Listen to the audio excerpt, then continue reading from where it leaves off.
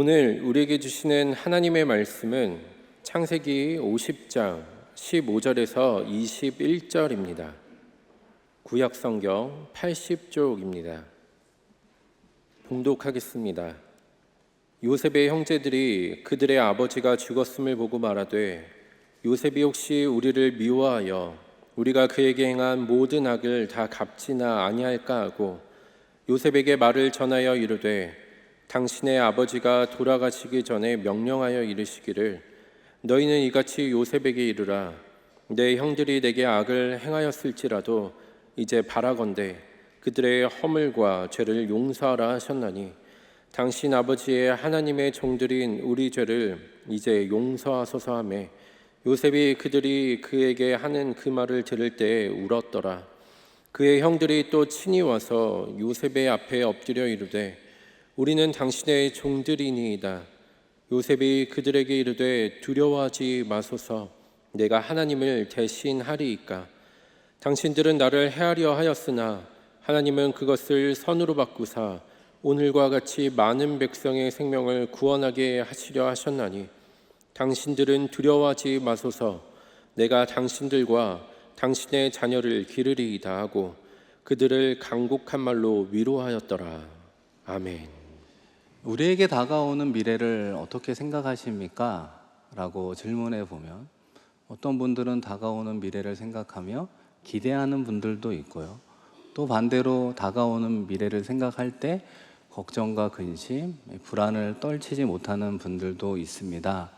이 미래적인 측면에서 생각해 본다면 미래에 이루고 싶은 우리의 소원, 우리의 바람이 있는데 그것이 좌절될 때 우리가 느끼는 감정을 불안 이렇게 정의할 수도 있습니다. 또 과거로 생각을 해보면 우리가 과거에서 상실의 경험을 했단 말이죠. 한때 병에 걸려서 힘들었던 적이 있을 수도 있고 한때 직업을 잃어버리는 실직을 경험하기도 하고요. 또 한때 사랑하는 여인과 헤어지는 그 시련의 아픔을 경험했다고 가정해 보십시오. 과거에 일어난 일이지만 앞으로도 그것이 재현될까 두려워한다는 것입니다. 혹시라도 다시 병에 들면 어떡하지? 걱정하기도 하는 것이죠. 또 해고되면 어떡하지? 이 마음에 두려움이 있다는 것입니다. 또 사랑하는 여인과 헤어지면 어떻게 하나? 라고 하는 그 감정을 우리는 불안이라고 말할 수 있습니다. 그렇기 때문에 우리는 이 과거에 있었던 모든 것들은 주 안에서 해결해야 되는 것입니다. 주 안에서 보혈의 은혜로 해결하지 않으면 그것이 다시 한번 우리를 불안케 하더라 요약할 수 있습니다. 이 사랑하는 성도 여러분, 오늘 말씀의 제목은 미래를 불안해하는 사람들이라고 하는 것입니다. 다가오는 미래를 불안해하는 요셉의 형들의 이야기를 나누려고 합니다. 요셉의 형들이 요셉에게 과거에 악행을 저질렀단 말이죠. 그것이 그들의 발목을 잡고 현재와 더 나아가 미래를 생각할 때 그들을 두려워하게 한다는 것입니다. 우리가 너무나 잘 아는 요셉의 이야기 아니겠습니까? 요셉의 형들이 요셉을 시기하고 그런 가운데 죽이려고 하다가 이 다른 형제의 만류로 인해서 미디안 상인에게 팔림으로 요셉이 13년간 고난과 고통 가운데 지내게 됩니다. 때로는 종으로, 때로는 억울한 누명을 써서 감옥에 갇히는 그런 인생 살아가는 것 아닙니까? 그러다 우리가 아는 것처럼 애국 왕 바로의 꿈을 해몽해 줌으로써 그 꿈대로 해결책을 제시함으로 정말 하루아침에 애굽의 총리가 되었다는 것입니다. 그리고 요셉의 꿈의 해몽처럼 7년의 풍년이 있고 이어지는 7년의 흉년 가운데 애굽 주변의 온 나라들도 그 흉년 가운데 힘들어하자 야곱의 가족들도 양식을 얻으러 애굽에 내려오는 과정 속에 요셉과 형들의 극적인 만남이 이루어지게 됩니다. 그리고 나서 아버지 야곱도 애굽에 내려오게 되는데요. 그때의 나이가 130세였습니다. 그리고 하나님이 야곱을 부르실 때의 나이가 147세였거든요. 그러니까 17년간을 애굽에서 아버지 야곱, 형들 요셉이 함께 생활하게 되었습니다. 그리고 야곱의 죽음을 당한 그 이후의 이야기가 오늘 말씀 가운데 펼쳐지게 되는 것입니다. 여러분, 창세기 50장 15절을 제가 한번 읽어드리면, 요셉의 형제들이 그들의 아버지가 죽었음을 보고 말하되 요셉이 혹시 우리를 미워하여 우리가 그에게 행한 모든 악을 다 갚지는 아니할까 하고. 요셉의 형들은 왜 다가오는 미래를 두려워합니까? 아버지가 울타리 역할을 해주었는데 아버지 야곱의 죽음으로 인해서 요셉이 이제야 비로소 17년 동안 억누르던 그 감정을 폭발하여 그 형들을 징계할 수도 있는 것 아니야? 이런 생각 가운데 마음이 불안함을 표현하고 있다는 것입니다. 사랑하는 성도 여러분, 이런 맥락에서 우리가 생각해 볼 수 있는 우리의 인생의 법칙 하나가 있다면 무엇입니까? 갈라디아서의 말씀대로 심은 대로 거두는 것이 우리의 인생이구나. 우리 속담에도 콩 심은 데 콩 나고 팥 심은 데 무엇이 날까요? 팥이 난다는 것입니다. 그것이 인생의 법칙, 자연의 법칙이라는 거예요. 우리가 인생 가운데 무엇을 심었는가? 그때는 잘 몰랐는데 일정 시간이 지나 그것이 미래의 열매로 우리 가운데 다가오고 있다는 것입니다. 사랑하는 성도 여러분, 그런 의미에서 2025년 지난 6개월 동안 여러분은 무엇을 심으며 하루하루를 살아가셨습니까? 우리가 한번 생각해 보아야 하는 대목이죠. 동시에 앞으로 후반부의 인생을 무엇을 심으며 살아가야 되겠습니까? 하나님께서는 우리에게 이것을 심으라 이야기하는데요. 갈라디아서 6장 9절의 말씀입니다. 같이 한번 읽겠습니다. 시작. 우리가 선을 행하되 낙심하지 말지니 포기하지 아니하면 때가 이름에 거두리라. 아멘. 하나님은 우리로 하여금 무엇을 행하라? 선을 행하라. 무엇을 심으라? 선을 심으라. 심지어는 선으로 악을 이겨 나아가라 말씀하시는 것입니다. 그런데 삶의 자리에서 선을 심고 선을 행하는 것이 참 어렵고 힘든 일이죠. 더군다나 선으로 악을 이겨간다는 것 무척이나 힘이 들고 굳이 그렇게 해야 되는가? 라는 생각이 들기도 합니다. 그러나 하나님께서는 저와 여러분을 향해 기대하고 있다는 거예요. 하나님의 자녀라면 삶의 모든 자리에서 선을 심고 선으로 행하십시오. 왜 그렇습니까? 미래 때 하나님은 반드시 우리가 과거에 심은 것을 거두게 한다는 것입니다.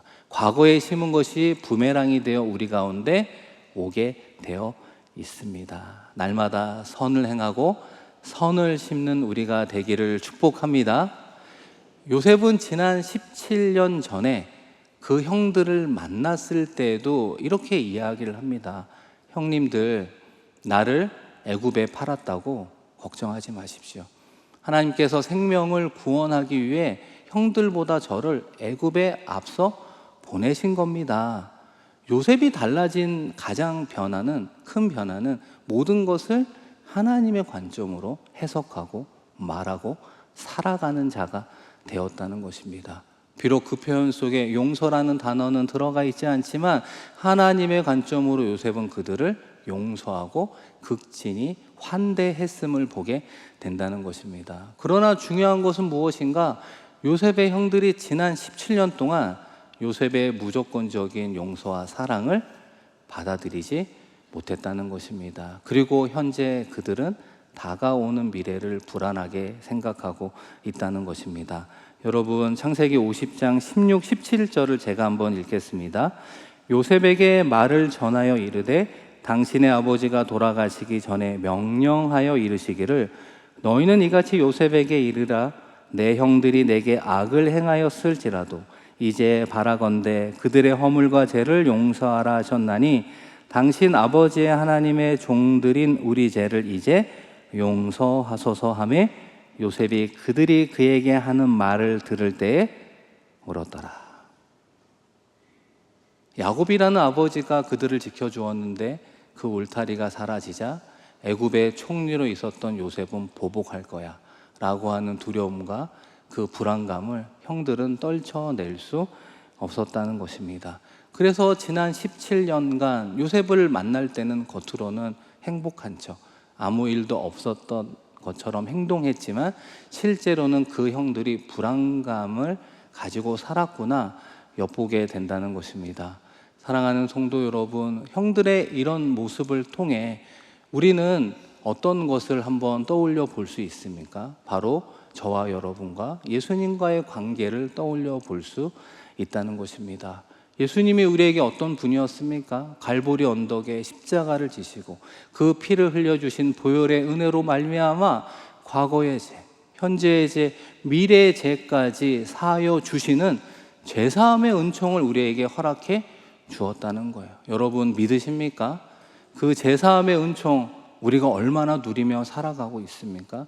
이것을 오늘 말씀의 흐름으로 바꾸어 보면 삶의 자리에서 어떤 상황과 환경 가운데 있을지라도 우리가 주님 안에서 평안을 누리고 있느냐 질문할 수 있다는 것입니다. 어떤 성도님들은 주 안에서 평안을 누립니다. 대답하는 분들도 있고요. 어떤 성도님들은 목사님 솔직히 삶의 자리에서 걱정과 근심, 불안을 떨쳐낼 수 없습니다. 고백할 수 있습니다. 사랑하는 성도 여러분, 우리 주님께서는 신앙의 가장 큰 축복은 주 안에서 평안을 누리는 것이라 재차 말씀하고 있습니다. 여러분 마태복음 11장 28절에서 30절 말씀인데요. 같이 한번 읽겠습니다. 시작. 수고하고 무거운 짐진 자들아 다 내게로 오라. 내가 너희를 쉬게 하리라. 나는 마음이 온유하고 겸손하니 나의 멍에를 메고 내게 배우라. 그리하면 너희 마음이 쉼을 얻으리니 이는 내 멍에는 쉽고 내 짐은 가벼움이라 하시니라. 아멘. 우리 주님이 이 시간 저와 여러분에게 원하시는 메시지 하나가 있다면 인생의 무거운 짐 우리 주님 모르지 않는다는 거예요. 짐에 따른 고통, 그 고통에 따른 눈물, 때로는 믿음이 연약하여 느낄 수밖에 없는 염려와 걱정 다 있다는 것입니다. 그런데 그것을 어떻게 하라고요? 예수 그리스도의 십자가 아래 내려놓으십시오. 주님이 주시는 평안을 누리십시오. 그 평안이 우리의 신앙생활의 가장 큰 축복인 줄로 믿습니다. 그 평안을 누리는 삶을 살아가라 말씀하고 있다는 것입니다. 그런데 요셉의 형들이 요셉의 무조건적인 용서와 환대를 받아들이지 못하는 것처럼 우리도 어찌 보면 매주일 이렇게 예배하고 하나님을 찬양하고 기도하고 주의 말씀을 나눌 때는 우리가 가지고 온 때로는 움켜진 우리의 인생의 짐들을 다 하나씩 내려놓는 것 같은데 축도하고 삶의 자리로 떠날 때에는 인생의 짐을 주섬주섬 다시 움켜쥐고 다시 내가 그 인생의 짐을 지고 삶의 자리에 돌아가고 있지는 않습니까? 그러기 때문에 한 주의 삶의 자리에 또 낙심하고 넘어지고 힘들어하는 일이 반복되고 있는 것은 아닙니까? 사랑하는 성도 여러분, 요셉이 형들의 솔직한 심경을 들었을 때 어떻게 이야기했다고요? 요셉은 형들의 이야기를 듣고 울었다는 것입니다. 울었다는 거예요. 어찌 보면 저와 여러분을 향해 우리 주님 예수 그리스도도 눈물을 흘리고 계신다는 거예요. 내가 골고다 언덕 그 보혈의 십자가 가운데 우리의 모든 죄의 문제를 해결해 주었는데 여전히 걱정 근심 속에 살아가는 우리를 바라보는 우리 주님의 눈물이 있다는 거예요. 그 눈물이 우리의 심령 가운데 흘러 넘쳐야 되는 것이죠. 그래서 우리의 힘으로는 내려놓을 수 없는 짐들을 내려놓고 인생의 무거운 짐들을 십자가 아래 내려놓을 수 있는 것입니다. 사랑하는 성도 여러분, 한 주의 삶의 가운데 우리 주님만이 주실 수 있는 평안을 누리기를 축복합니다. 가장 큰 신앙의 축복, 평안이라고 하는 것입니다. 이 사랑하는 성도 여러분, 그렇다면 반대로 생각해 보면 요셉은 어떻게 13년간 종으로 감옥에서 살았음에도 불구하고 형들의 악한 행동을 바라보면 잠도 잘 수 없는 그런 고통과 눈물 가운데 어떻게 다가오는 미래를 불안해하지 않고 승리하며 나아갈 수 있었을까요? 요셉의 승리의 요인은 크게 두 가지가 있습니다. 첫 번째는 무엇인가? 형통이라고 말할 수 있습니다. 여러분 한번 따라해 보시겠습니다. 형통. 형통이라고 하는 건 무엇일까요? 하나님이 요셉과 함께 하셨다는 거예요. 하나님이 우리와 함께 하신다는 걸 임마누엘이라고 하잖아요. 임마누엘이라고 하는 용어는 신약 말씀에 등장하는데 구약 말씀에서는 요셉의 형통을 통해 임마누엘이 무엇인가를 우리에게 보여주고 있다는 것입니다. 여러분 창세기 39장 2절 3절을 같이 한번 읽겠습니다. 시작. 여호와께서 요셉과 함께 하심으로 그가 형통한 자가 되어 그의 주인 애굽 사람의 집에 있으니 그의 주인이 여호와께서 그와 함께 하심을 보며 또 여호와께서 그의 범사에 형통하게 하심을 보았더라. 아멘. 하나님이 요셉과 함께 하심으로 여호와 하나님은 요셉을 어떠한 자? 형통한 자라고 만들어 주었습니다. 이 형통한이라고 하는 히브리어는 찰라흐라고 하는 단어인데요. 어떤 의미가 있느냐? 번영케 하다라는 의미를 가지고 있습니다. 이 단어의 의미가 무척 중요한 이유는 바로 이것입니다. 하나님께서 우리에게 주시는 복, 우리의 가정과 자녀와 일터를 형통케 하는 복의 특징은 무엇인가? 내 가정만, 내 자녀만, 내 일터만 복받는 것이 하나님이 주시는 복이 아니라는 거예요. 하나님이 주시는 형통의 복은 무엇인가? 내가 그 복을 받고 내 주변에 있는 사람에게까지 그 복을 나누어 주는 것이 형통이라고 하는 거예요. 하나님은 이 시간 저와 여러분의 자녀를 형통한 복을 누리기를 원한다는 거예요. 그래서 어떤 결과가 있습니까? 애굽의 시위대장 보디발이 그것을 보았다는 거예요. 여호와께서 요셉과 함께 하시고 더 나아가 요셉을 형통케 함으로 주변 사람들에게 선한 영향력을 끼치고 영적인 유익을 끼치는 것을 누가 보았다고요? 애굽의 시위대장 보디발이 보았다는 거예요. 그래서 여러분, 요셉을 그 가정의 총무로 만들어 주었다는 것입니다.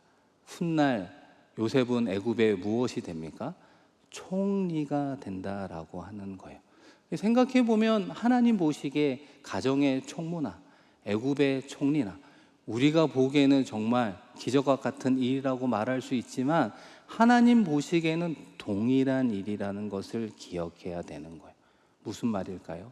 작은 일에 충성한 사람, 하나님이 큰 일을 맡긴다는 거예요. 작은 일에도 하나님께 기도하며 하나님과 함께하는 형통의 삶을 살아가는 사람, 하나님께서는 그에게 큰 일을 맡겨 그를 통해 다른 사람까지 복을 받는 형통의 삶을 살아가게 한다는 것입니다. 여러분 그렇지 않습니까? 요셉이 애굽의 총리가 되어서 결과적으로 많은 생명들이 굶어 죽지 않게 되었잖아요. 많은 생명들을 살리는 선악 영향력을 행하는 형통을 통한 축복의 통로로 요셉을 사용해 주었다는 것입니다. 그런데 더 놀라운 사실은 무엇인가?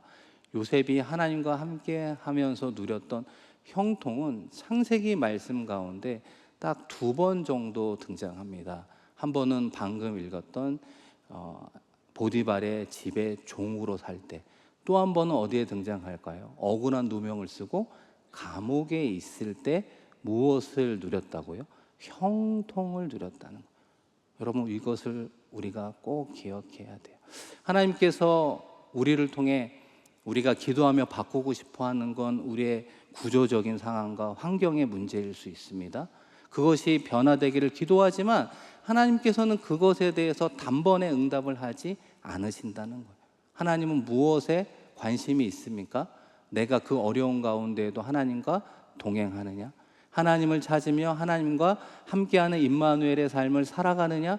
그것에 관심이 있다는 것입니다. 그러니까 요셉이 어떻게 그 어렵고 힘든 가운데 다가오는 미래를 불안해하지 않고 이길 수 있었을까요? 가장 어두운 곳, 배신당한 곳, 어떻게 보면 눈물만 흘릴 수밖에 없는 그곳에서 모든 것을 포기하고 싶은 심정이었지만 하나님이 함께 하시는 것을 경험하니까 희망을 갖게 되었던 것. 하나님이 함께 하는 것을 다른 사람이 볼 수 있는 형통을 누리게 하시니까 하나님은 살아계시는구나, 하나님은 역사하시는구나, 하나님의 때에 분명히 이 상황과 환경을 바꾸어 주실 거야, 그 소망으로 그 어려운 시기를 견뎌낼 수 있었다는 것입니다.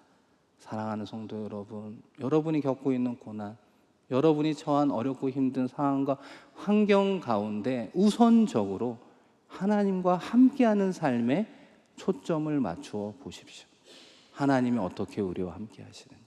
하나님이 우리와 함께 하시면서 많은 이들이 보게 하는 형통이 무엇인가? 그것이 승리를 향한 요셉과 같은 첫 번째 믿음의 일보가 되었다는 것입니다. 요즘에 제가 이제 부임 신방을 하고 있습니다.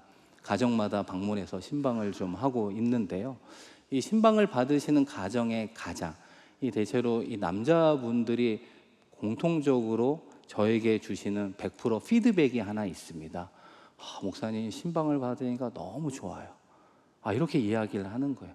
그래서 제가 기대하는 마음으로 뭐가 좋으냐고 물어보니까 목사님 오신다니까 집안이 너무 깨끗해졌어요. 어쩜 이렇게 광이 나고 빛나는지 목사님 자주 오시면 안 될까요? 여러분의 집이 광이 나기를 축복합니다. 저에게 있어서 부인 신방 가운데 가장 행복한 건 무엇일까요?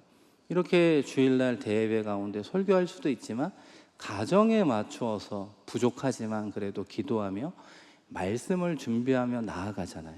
그런데 참 신기하고 놀라운 점이 무엇이냐? 그 가정과 딱 맞는 말씀을 전할 때, 서로가 서로 놀랄 때, 소름이 돋는 듯한 그런 체험을 할 때 기쁨이 넘치더라고요. 그것이 무엇일까요? 비록 가정의 고난과 그에 따른 환경, 상황은 부임 신방, 가정 신방 한번 받는다고 해결되는 건 아니라는 거예요. 그러나 하나님이 나를 기억하고 있다는 거예요. 하나님이 나와 함께하고 있다는 거예요. 함께 하시는 하나님이 나에게 형통케 할 거야. 하나님의 때에 문제를 해결해 주실 거야. 그 시작점이 임마누엘의 하나님, 그 만남으로부터 시작이 된다는 것입니다. 사랑하는 성도 여러분, 삶의 자리에서 가장 우선적으로 하나님과의 만남에 집중하며 그 임마누엘의 축복을 누리기를 축원합니다. 두 번째로 요셉이 다가오는 미래 가운데, 불안 가운데 승리할 수 있었던 요인은 섭리라고 말할 수 있습니다. 여러분 한번 따라해 보시겠습니까? 섭리. 요셉이 형들을 용서할 수 있었던 건 하나님의 섭리를 깨달았기 때문입니다. 여러분 창세기 50장 20절 말씀인데요. 같이 한번 읽겠습니다. 시작. 당신들은 나를 해하려 하였으나 하나님은 그것을 선으로 바꾸사 오늘과 같이 많은 백성의 생명을 구원하게 하시려 하셨나니. 아멘. 요셉이 형들에게 이렇게 하죠. 하나님은 형들의 악을 선으로 바꾸어 주었다. 여기서 선으로라고 하는 히브리어는 레토바라고 하는 단어인데요. 뜻이 무엇이냐? 선한 방향으로라고 하는 뜻을 가졌다는 거예요. 요셉이 어떻게 형들의 악행을 잊지 않을 수도 있지만 잊어버리고 용서할 수 있었는가? 하나님께서 요셉의 인생 가운데 만나 주셔서 그의 인생을 선한 방향으로 이끌어 주시는구나. 그 과정에서 만났던 형들의 악행까지도 그것을 깨달았기 때문에 용서할 수 있었죠. 그 깨달음이 무엇이라고요? 섭리라고 하는 것입니다. 이 사랑하는 성도 여러분, 우리가 살아가는 삶의 자리에 문제가 없는 가정은 없지만 그래도 기본적인 의식주는 해결하면서 다 잘 살아가는 분들을 많이 만나게 됩니다. 그런데 그분들을 보면서 제가 느끼는 영적 느낌 중에 하나는 인생 가운데 방황하는 분들이 생각보다 적지 않다는 것입니다. 인생을 왜 살아가야 되는지 그 방향에 찾지 못해 힘들어하는 경우가 많이 있다는 것이죠. 그런 의미에서 여러분 영어 단어 중에 무엇이 있습니까? 오리엔테이션이라고 하는 단어가 있습니다. 대학생, 신입사원, 교회에서도 어떤 모임을 할 때마다 첫 번째는 다 무엇을 한다고 이야기하죠? 오리엔테이션을 한다. 여러분 다 들어보았을 것입니다. 그런데 정작 오리엔테이션이라는 영어 단어의 뜻은 잘 몰라요. 오리엔테이션의 뜻이 무엇일까요? 방향을 설정하다는 게 뜻이에요. 왜 그 모임을 했을까요? 방향을 설정하기 위해, 이렇게 살아가는 삶을 살아가기 위해, 이런 배움이라고 하는 방향을 설정하는 것이 오리엔테이션이라고 하는 것입니다. 요셉이 어떤 하나님을 만났을까요? 요셉의 인생의 오리엔테이션을 해주시는 하나님을 만났다는 거예요. 선한 방향으로 요셉의 인생을 바꾸어 주셔서 알고 보니까 요셉을 통해 많은 생명을 구원하는 선한 방향으로 이끌어 가시는구나. 요셉이 그것을 깨달았기 때문에 형들을 하나님의 도구로 여기며 품어줄 수 있었다는 것입니다. 우리도 그런 하나님의 섭리를 깨닫게 되면 요셉과 같이 그 과정에서 만났던 분들과의 관계의 어려움 품을 수 있다는 거예요. 용서해 줄 수 있다는 거예요. 그때는 잘 몰랐어요. 왜 이렇게 일을 많이 시키는지, 왜 그렇게 사역을 많이 하게 했는지 알 수 없었는데 나중에 보니까 목회하는 가운데, 사역하는 가운데, 일하는 가운데 다 필요한 경험이었어요. 하나님의 섭리를 깨닫고 나면 그 모든 것들을 받아들이고 더 풍성하게 살아가게 된다는 것입니다. 하나님의 섭리를 깨닫는 질문이 하나 있습니다. Why라고 하는 거예요. 왜? 우리로 하여금 남대문 교회에서 신앙생활하게 하셨는가? 여러분 물어보셨습니까? 왜 남대문 교회를 섬기는 교회 학교 교사로, 구역장으로, 찬양대로, 다양한 봉사자로 왜 우리를 세워주셨을까요? 그걸 찾지 못하면 봉사의 기쁨이 없다는 거예요. 섬김의 즐거움이 사라지기 쉽다는 것입니다. 한 걸음 더 나아가 여러분이 일하는 일터와 직장, 사업장, 왜 하나님께서는 이 사업장에서 일하게 하셨을까요? 너무너무 단순한 질문이지만 이 질문의 답을 찾지 못하면 방황하는 인생을 살아가게 된다는 것입니다. 그런 의미에서 저도 남대문교회 담임 목사로 왜 하나님 부족하고 연약한 저를 불러주셨습니까? 동일하게 질문하고 기도하게 하고 있습니다. 그러다가 지난주에 어떤 성도님을 만나게 됐는데 그분이 저에게 그런 이야기를 하는 거예요. 목사님을 뵌 지 한 4개월밖에 안 됐지만 우리 교회에 잘 맞는 부분이 있는 것 같아요. 이러면서 이런 이야기를 하는 거예요. 남대문 교회 주변에 상황과 환경이 많이 변화가 있지 않습니까? 힐튼도 재건축하고 또 알렌 선교관도 차후에 재건축해야 되는 여러 상황 가운데 이 성도들이 많으니 많은 성도들만큼 의견도 다양하고 때로는 부정적 이슈가 생길 수 있을 때 그분이 보기에 제가 긍정적으로 보인대요. 그것을 긍정적으로 바꾸고 성도들의 생각과 마음을 하나로 모아서 미래를 생각할 때 불안하게 여기는 게 아니라 미래를 생각하면 기대하는 방향으로 이끌어 갈 것 같대요. 여러분 믿으십니까? 저의 이야기가 아니고 그분의 이야기가 그렇더라고요. 그래서 제가 깜짝 놀랐어요. 나도 섭리를 놓고 기도하는데 성도님을 통해 하나님 말씀해 주고 있구나 생각하게 되는 거예요. 여러분 교회가 얼마나 의견이 다양하고 좀 표현이 그렇지만 말이 많은 공동체인 줄 아십니까? 얼마 전에 알렌 선교관 지하 1층에 유아 놀이터가 신설이 되었습니다. 이용할 수 있는 나이가 제한이 있거든요. 영아부, 유아부, 유치부. 그런데 생각해 보니까 가장 그곳을 가고 싶은 아이는 누구였을까요? 유년부 1학년이 이 1년 차이로 거길 못 가게 돼서 너무 마음이 어려웠다는 거예요. 그리고 유년부 선생님에게 이렇게 이야기했대요. 앞으로 교회 정책이 좀 공평했으면 좋겠다고. 실제로 그렇게 얘기했대요. 유년부를 위해서 뭐 좀 해달라. 뭐 이런 제안까지 곁들인 것 아니겠습니까? 교회가 얼마나 의견이 다양한 곳인지 모릅니다. 그렇기 때문에 교회 공동체를 향한 하나님의 섭리를 깨달을 때 그 선한 방향으로 우리의 생각과 마음이 모아질 때 미래를 기대할 수 있는 것입니다. 미래를 향해 전진하며 달려갈 때 하나님이 주시는 승리를 맛보게 되는 줄로 믿습니다. 사랑하는 성도 여러분, 연이어서 여러분에게 드리고 싶은 질문 하나가 있어요. 여러분은 내일이 기대가 됩니까? 이건 질문이었습니다. 내일이 기대가 되십니까? 아멘이 작잖아요. 솔직한 여러분의 고백일 수도 있죠. 내일이 기대가 되나? 월요병이라고 하는 일을 하시는 분도 피곤하고 힘든데 똑같은 일을 하러 가는 것뿐이지. 학생이라면 또 학원을 가고 학교 가서 공부하는 것뿐이지.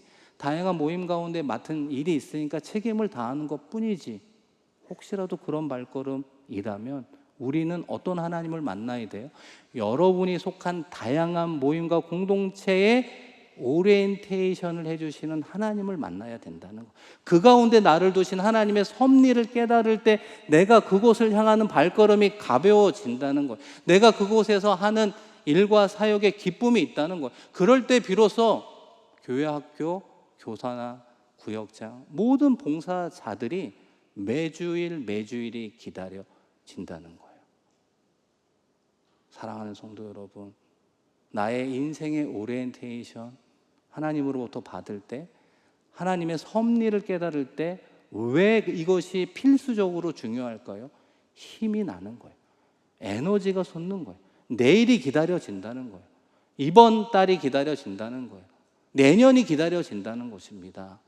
사랑하는 성도 여러분, 다가오는 미래를 여러분은 여전히 어떻게 전망하고 있습니까? 여전히 걱정과 근심으로 대하고 있습니까? 아니면 요셉의 믿음의 발걸음 따라 형통의 하나님, 섭리의 하나님을 만날 때 그 부정적인 생각과 감정이 바뀌어 평안과 기대감으로 바뀌어 가시겠습니까? 바라기는 우리 모두가 형통의 하나님을 만납시다. 우리 모두가 섭리의 하나님을 체험합시다. 그 하나님이 우리의 인생의 발걸음을 가장 풍성하게, 선하게 인도하여 주실 것입니다. 그럴 때 다가오는 미래는 불안한 것이 아니라 기대가 되고 하나님이 주실 미래의 열매를 맛보아 누리는 기쁨으로 나아가게 되는 것이죠. 바라기는 저와 여러분이 그런 믿음의 일보를 통해 최후 승리하는 삶을 살아가는 우리 모두가 되기를 주님의 이름으로 축원드립니다.